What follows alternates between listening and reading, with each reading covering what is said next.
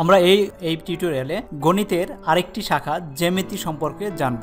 জ্যামিতিটা আসলে কি? জ্যামিতিকে আমরা যদি ভাগ করি তাহলে পাই আমরা কি জ্যা, আরেকটা হচ্ছে মিতি।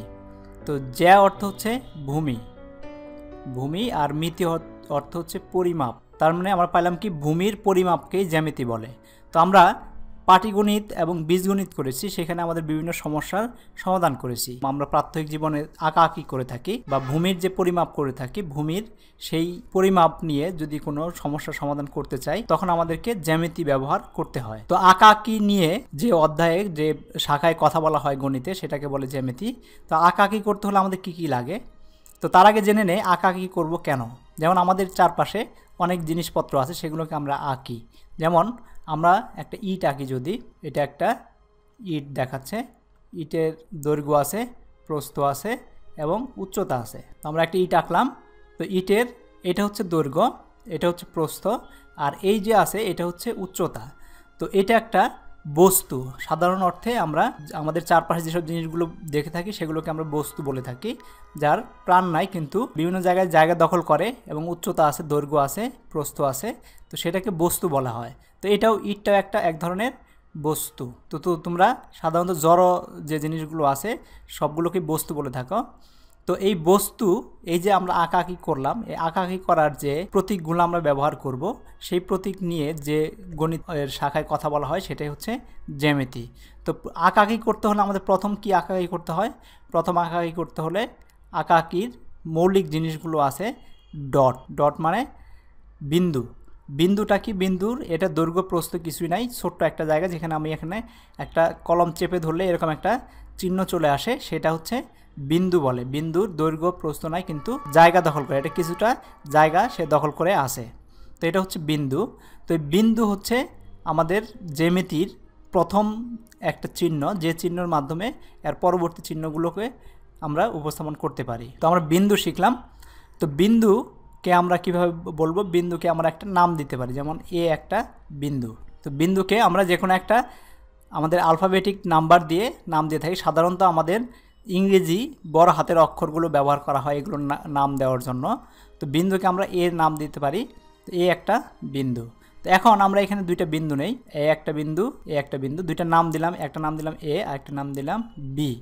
তো এখন এই দুইটা বিন্দুকে আমরা যদি সংযোগ করি, যেমন ধরো বিন্দু একক কেন? সব আঁকাআঁকির প্রথম ধাপ হচ্ছে বিন্দু কেন। এমন যদি আমরা বিন্দু এখানে দিয়ে একটা, এখানে দিয়ে একটা, এখানে দিয়ে একটা, এখানে দিয়ে একটা, এখানে দেখলে দেখা যাবে যে আমরা আঁকাচ্ছি প্রত্যেকটা বিন্দু বিন্দু জিনিসগুলো পরপর বসে একটা ড্রয়িং তৈরি হচ্ছে। যে এই যে একটা আছে সেটাকে বলে লাইন বা রেখা। তো রেখাটা কিভাবে হবে? এখন এই দুইটা বিন্দুর মাঝখান দিয়ে যদি আমরা একটা দাগ টান দেই, এটা হচ্ছে রেখা। তো রেখাটা হতে পারে কি এটা কোনো শুরু নাই, এটা কোনো শেষও নাই, এই জন্য আমরা এখানে একটা অ্যারো চিহ্ন মারি, এখানে একটা অ্যারো চিহ্ন দিই। তো এইটাকে আমরা রেখা বলে থাকি। রেখা হচ্ছে এক প্রান্ত থেকে শুরু হয়ে আরেক প্রান্ত চলে যেতে পারে, যেমন দিগন্ত রেখা বলি আমরা। আকাশে এই মাথা থেকে ওই মাথা দেখতে পাই না, তো আমরা দেখা যায় যে অসীম অবস্থায় আছে। তো এই রেখাটাও ঠিক অসীম অবস্থায় থাকে। তো এইটার মধ্যে যে কোনো জায়গায় আমরা দুইটা বিন্দু বসায় দিয়ে তো রেখাটার নামকরণ করতে পারি এ বি রেখা। তো এটাকে আমরা প্রতীকের মাধ্যমে লিখতে পারি এ বি। তার উপরে দিয়ে আমাদের এইভাবে রেখার চিহ্নটা দিতে হবে, দুই পাশে অ্যারো। তো এখানে এ বিও লিখতে পারি বা বি এ লিখতেও পারি, দুইটাই কারেক্ট। শুধু আমাদের উপরে চিহ্নটা দিয়ে বুঝতে পারবো যে আমি যে লেখাটা লিখলাম এটা একটা রেখার নাম। এই চিহ্নটার মাধ্যমে রেখার নাম বুঝাইলো। তো এখন এইটার কোনো এন্ড পয়েন্ট নাই, রেখার কোনো প্রথম বিন্দু নাই, শুরু নাই এবং শেষও নাই, এটা অনন্ত অসীম। তো এই জন্য আমরা যদি মাঝখান থেকে যদি নিয়ে নেই, যেমন আমরা দুই পাশে যদি এই অংশটুকু যদি কেটে নেই, তাহলে আমাদের একটা রেখা আসবে, রেখার মতো আসবে, যেমন এ এবং বি, যেটার শুরু আছে এবং শেষ আছে, কিন্তু এটা রেখার মাঝখান থেকে কেটে নিয়েছি বলে এটাকে বলা হয় রেখাংশ। এবং এটাকে লেখা হয় এ বি, উপরে দিয়ে এরকম দাগ দেওয়া হয়, দাগ দেওয়ার সাথে অ্যারো চিহ্ন নাই। তো এইভাবে আমরা বুঝতে পারি যে এটা যেটা লেখা হচ্ছে এ বি, উপরে এরকম একটা ড্যাশ, এটা হচ্ছে একটা রেখাংশ। আবার যদি একটা স্টার্ট পয়েন্ট থাকে, স্টার্ট পয়েন্ট থেকে একটা জায়গা চলতেই থাকে, এরকম অ্যারো যদি থাকে, তো এটাকে বলা হয়, এখানে একটা যে কোনো বিন্দু নিলাম বি, এখানে স্টার্ট পয়েন্টে বিন্দু নিলাম এ, তো এটাকে বলা হয় রশ্মি। রশ্মি কেন বলা হয়? যেমন ধরো তোমরা যদি সূর্য আঁকো, তাহলে সূর্য থেকে রশ্মি, সূর্য থেকে শুরু হয়ে এদিকে রশ্মিগুলো আসতেছে, আমরা এইভাবে দিয়ে থাকি। তো এই জন্য এটাকে রশ্মি বলা হয়। তো এই রশ্মির শুরু আছে কিন্তু শেষ নাই, এটা কোথায় যাবে ঠিক ঠিকানা নাই। তো রশ্মিকেও আমরা রশ্মির উপরে একটা স্টার্ট পয়েন্ট নেব, একটা বিন্দু নেব, শুরুর বিন্দু নেব, তারপরে রশ্মির উপরে যে কোনো আরেকটা বিন্দু নেব, নিয়ে এটাকে নামকরণ করতে পারি এবং এইটাকে আমরা রিপ্রেজেন্ট করব এ বি এরকম ড্যাশ দিয়ে। তো এখানে একটা জিনিস মনে রাখতে হবে, রশ্মিকে যখন আমরা রিপ্রেজেন্ট করব কোনো নাম দিয়ে, তখন যে পয়েন্ট থেকে শুরু হয়েছে সেটা অবশ্যই প্রথম থাকতে হবে। এখানে আমরা যদি এরকম লিখতাম বি এ ড্যাশ, এটা কিন্তু রশ্মি হতো না, এটা ভুল, এটা ভুল। তোমাকে শুরুর পয়েন্টটা আগে লিখতে হবে, তারপরে অন্য যে পয়েন্টটা আছে সেই পয়েন্টটা লিখে তার উপরে এইভাবে দাগ দিতে হবে, এটাকে বলে রশ্মি। তো এখন রেখা, রেখাংশ, রশ্মি দেখতে অনেকটা একই রকম, কিন্তু এদের মধ্যে পার্থক্যটা আসলে কি? রেখার পার্থক্য হচ্ছে রেখার কোনো নির্দিষ্ট দৈর্ঘ্য নাই, অনন্ত অসীমভাবে এটা চলতে থাকে। আবার রেখাংশের নির্দিষ্ট দৈর্ঘ্য আছে, কারণ রেখাংশ এ এবং বি এই মাথা থেকে এই মাথা পর্যন্ত এটা একটা নির্দিষ্ট দৈর্ঘ্য আছে। আবার রশ্মিরও নির্দিষ্ট কোনো দৈর্ঘ্য নাই, এটা এখান থেকে শুরু করে অনন্তকাল চলতে পারে। আবার একটি রেখার প্রান্তবিন্দু নেই, কোনো রেখার কোনো প্রান্তবিন্দু নেই। আমরা যখন রেখা আঁকি এরকম করে আঁকি, এর মাঝখানে যে কোনো দুটো বিন্দু নিয়ে তার জাস্ট শুধু নামকরণ করি এ বি, উপরে দিয়ে এইভাবে ইন্ডিকেশন করে দিই, এটা কোনো প্রান্তবিন্দু নেই। আবার রেখাংশের প্রান্তবিন্দু আছে, কারণ রেখাংশ আমরা আঁকি কেমনে, এ এবং বি এই পর্যন্ত প্রান্ত, এই প্রান্ত এর থেকে বি পর্যন্ত গেছে দেখে এটা প্রান্তবিন্দু আছে। আবার রশ্মির শুধু মাত্র একটা প্রান্তবিন্দু আছে, যেমন এটা যদি রশ্মি ধরি, এটা এখানে একটা প্রান্তবিন্দু আছে কিন্তু এই পাশে কোনো প্রান্তবিন্দু নাই, এখানে যে কোনো একটা বিন্দু নিয়ে আমরা তাকে নামকরণ করে থাকি। তো এইটাই হচ্ছে ডিফারেন্স তিনটা জিনিসের মধ্যে। তো এর সাথে আরেকটা জিনিস তোমাদের শিখিয়ে দেয়, যেমন আমরা ইটটা আঁকাইছিলাম, তো ইটের যে একটা সারফেস থাকে সেটাকে বলে তল। যেমন টেবিলের উপরই ভাগ, এটা একটা টেবিলের তল। তো তলটাকে আমরা কিভাবে প্রেজেন্ট করি, এরকম রেখাংশ দিয়ে, এরকম রেখাংশ যে কোনোভাবে দিলাম, দেওয়ার পরে এখানে আমাদের তিনটা যে কোনো বিন্দু নেব, কিন্তু তিনটা বিন্দু একই রেখায় থাকবে না, যেমন এ বি সি।